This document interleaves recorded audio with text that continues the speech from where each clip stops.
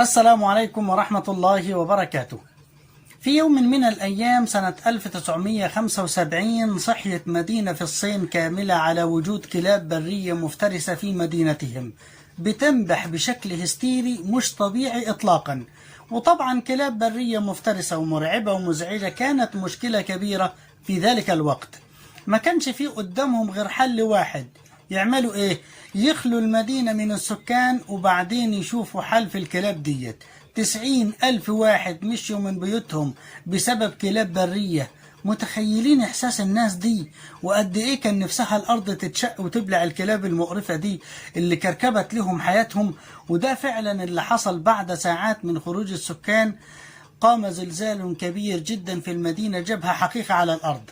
وبعدين عرفوا ان الكلاب البرية دي كانت بتنبح بالشكل ده علشان تنبههم من الزلزال، لان اول كائنات بتحس بالزلازل هي مين؟ الحيوانات. فالكلاب دي ربنا حركها في توقيت معين علشان تنقذ 90,000 واحد انهم يموتوا.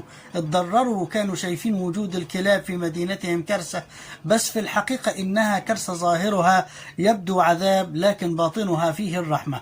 في حياتنا كلنا عندنا كلاب طول الوقت بتنبح. كلاب بس ممكن تكون في صورة جوازة ما مشيتش، وظيفة ما قدرتش انجح فيها، خسارة فلوس، فراق غالي، حادثة عربية، مرض او اي شيء من هذه المواقف بتنبهنا وبتمنع عننا شر. وكلنا زي سكان المدينة متضايقين منها وشايفينها عوائق. علشان كده مفيش احسن من التسليم لإدارة ربنا لحياتك طول الوقت.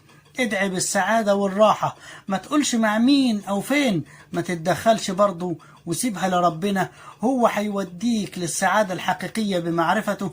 هو قادر يسخر الكون كله تحتك علشان يسعدك ويريحك ويحميك.